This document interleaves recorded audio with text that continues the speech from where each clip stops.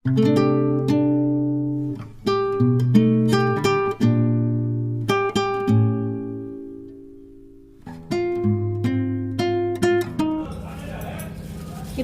పప్పు కోసం క్లీన్ చేస్తున్నాను.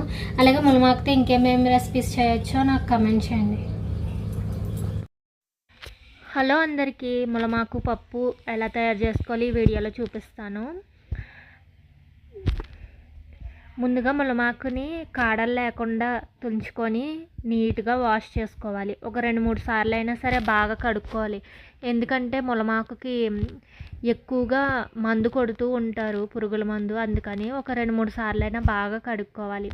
కడిగిన తర్వాత ఇప్పుడు కడాయిలో ఒక 2 స్పూన్స్ ఆయిల్ పోసుకొని ఒక 5 వెల్లుల్లి రెబ్బలు దంచుకొని వేసుకోవాలి. వెల్లుల్లిపాయలు కొంచెం వేగిన తర్వాత 1 స్పూన్ ఆవాలు, ఒక 1/2 స్పూన్ జీలకర్ర, అలాగే 1 స్పూన్ మినప్పప్పు, అలాగే ఒక 4 ఎండుమిరపకాయలు తుంచుకొని వేసుకొని వీటన్నిటిని కూడా బాగా ఫ్రై అవ్వనివ్వాలి. ఇప్పుడు 2 మీడియం సైజ్ టొమాటోస్ చిన్న ముక్కలుగా కట్ చేసి వేసుకోవాలి. అలాగే 2 పచ్చిమిరపకాయలు కూడా చిన్న ముక్కలుగా కట్ చేసుకొని వేసుకోవాలి. టొమాటోస్ వేసినప్పుడే 1 స్పూన్ సాల్ట్ వేసుకోవాలి, మీ రుచికి సరిపడినంత.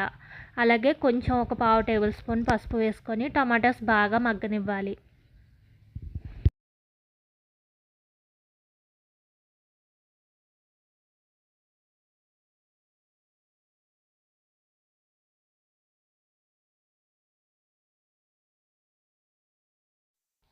టమాటాస్ బాగా మగ్గిన తర్వాత 1 స్పూన్ కారం వేసుకొని ఒక 2 నిమిషాల పాటు బాగా వేయించుకోవాలి.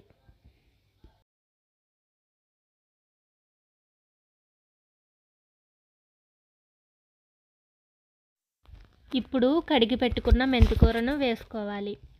మెంతికూరను ఒక 5 నిమిషాల పాటు సిమ్లో పెట్టుకొని బాగా మెత్తగా అయ్యేంత వరకు కూడా మగ్గించుకోవాలి. మనం కుక్కర్లో వేయలేదు కాబట్టి ఆకుకూరని ఎంత మెత్తగా మగ్గిస్తే మనకి టేస్ట్ అనేది అంత బాగుంటుంది. మూత పెట్టేసి ఒక 5 నిమిషాల పాటు మగ్గించుకుందాం. ఒక 5 నిమిషాల తర్వాత చూసారా, ఆకు అంతా కూడా బాగా మగ్గిపోయింది. ఇక్కడ నేను కందిపప్పుని ముందుగానే ఉడకబెట్టి పెట్టుకున్నాను. ఒక 3 విజిల్స్ రానివ్వాలి. ఒక గ్లాస్కి 2 గ్లాసుల వాటర్ పోసి. చూసారు కదా, ఇలా మెత్తగా పప్పు ఉడికిన తర్వాత ఈ పప్పుని డైరెక్ట్గా మనం వేయించుకున్న మిశ్రమంలో కలిపేసుకోవాలి.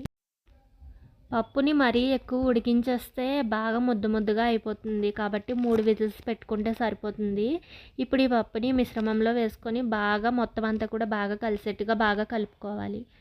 అలాగే కుక్కర్లో కొంచెం లాస్ట్లో మిగిలిపోయిన పప్పుని కూడా కొద్దిగా వాటర్ పోసి పప్పులో వేసుకోవాలి. ఈ పప్పు అనేది కొంచెం గట్టిగా ఉంటేనే బాగుంటుంది, మరీ లూజ్గా ఉంటే బాగోదు. మీకు కావాలంటే ఇంకొంచెం వాటర్ యాడ్ చేసుకోవచ్చు. ఇలా వాటర్ వేసిన తర్వాత ఒక 2 నిమిషాలు ఉంచితే మనకి మెంతికూర పప్పు అనేది రెడీ అయిపోతుంది. ఈ వీడియో నచ్చితే కనుక కమెంట్ చేయండి.